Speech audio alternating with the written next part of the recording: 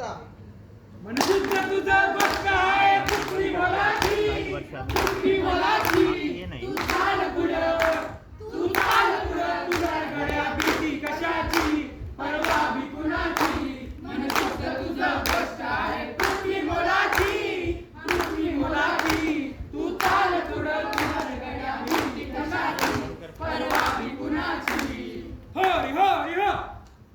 नमस्कार मंडळी, आम्ही मॉडर्न कला विज्ञान व वाणिज्य महाविद्यालय स्वायत्त शिवाजीनगर पुणे 5 चे राष्ट्रीय सेवा योजनेचे स्वयंसेवक आपणासमोर सहर्ष समिती सादर करत आहोत एक पथनाट्य.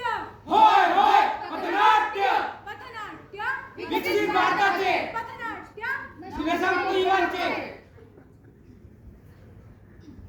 भारत 65% तरुणांचा देश, जगातील सर्वात मोठी युवा शक्ती. अहो, ज्याला आपण गर्वाने डेमोग्राफिक डिव्हिडंड म्हणतो. पण थांबा, या तरुणाईच्या ताकदीचा कणा कुठेतरी चुरगळला गेलेला आहे. अहो, ज्या वयामध्ये देशाचे भविष्य उज्ज्वल करायचे असते, त्या वयामध्ये आजची तरुण पिढी बनावटी शांततेच्या शोधात अंमली पदार्थांच्या आणि रसायनांच्या विळख्यात अडकलेली दिसते. याचे एक जिवंत उदाहरण तुम्हीच पहा.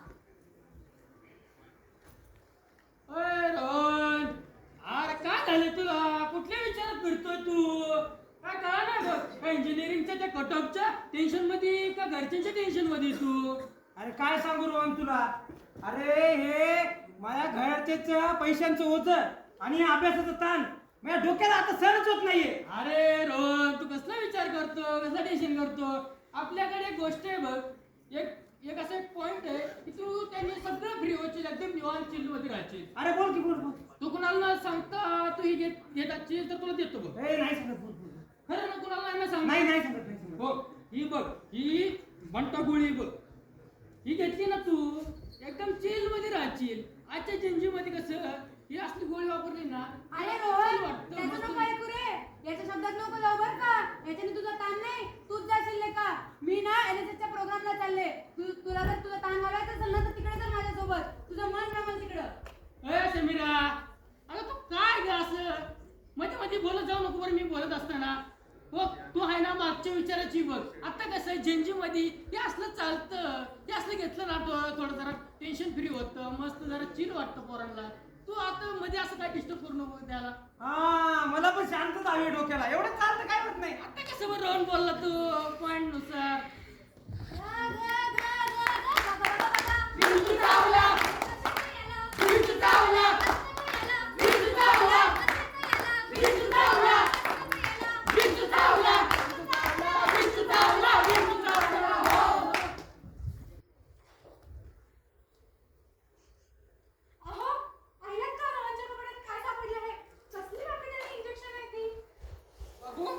काय हे?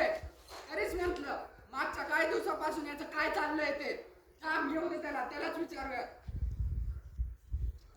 रोहन, काय हे? आईला तुझ्या कपड्यांच्या खिशांमध्ये काय सापडलंय? हो माझं नाही ते. काल तुझ्या कॉलेजमधून एक फोन आला होता. तू लेक्चर प्रॅक्टिकल अटेंड करत नाहीस म्हणे. काय चाललंय तुझं? काय चाललंय म्हणजे? अरे रोहन, तुझा चेहरा बघ कसा काळवंडलाय, डोळे बघ कसे आत गेलेत. काय चाललंय काय तुझं? जरा बोल तरी आमच्याशी. काय चाललंय म्हणजे मला काय माहित नाही. मला पैसे हवेत, मला पैसे पाहिजेत फक्त. माझ्या मित्राला पार्टी द्यायची, मला पैसे द्या. मला पैसे? कुठून आणायचे पैसे? कालच तुला पैसे दिले. तुझ्या आईचं सोनं गहाण ठेवून कालच तुझ्या कॉलेजची फी भरली. ते मला काय माहित नाही. मला पैसे पाहिजेत फक्त. देवा, काय झालंय? कुणाच्या संगतीला लागलाय आणि कार्ट बिघडलं काय माहिती. बघितलं मंडळी, मुळात हा रोहन नाहीच. ही आहे डोपामिन हायजॅकची अवस्था. जेव्हा मेंदूच्या मज्जा संस्थेमध्ये म्हणजेच नर्वस सिस्टीममध्ये ड्रग्सच्या अधीन जाते, तेव्हा माणसातील माणुसकी, नीतिमत्ता, नाती आणि भीती सगळंच नष्ट होतं.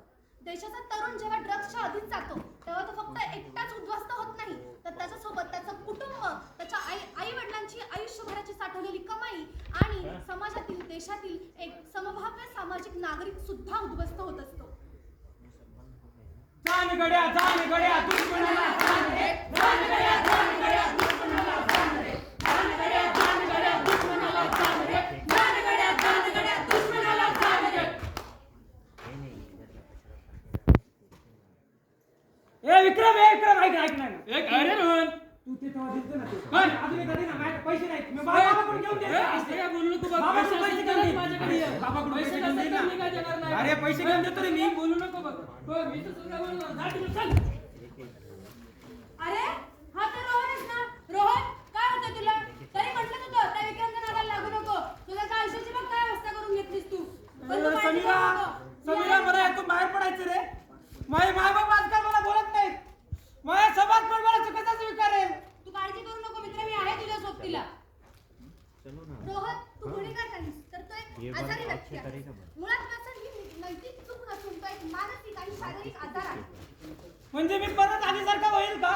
नक्कीच रोहन तूच काय तुझ्यासारखी तर तरुण पिढी जी या वेळखात अडकली आहे ती सुद्धा मुक्त होतील. एक नशामुक्त आणि उज्ज्वल भारत घडवेल. यासाठी म्हणूनच आपल्या सरकारने नशामुक्त अभियान सुरू केलं आहे, ज्याचे एक राष्ट्रीय हेल्पलाईन 14416 यावर तू संपर्क करून मोफत समुपदेशन आणि पुनर्वसन मिळवू शकतोस.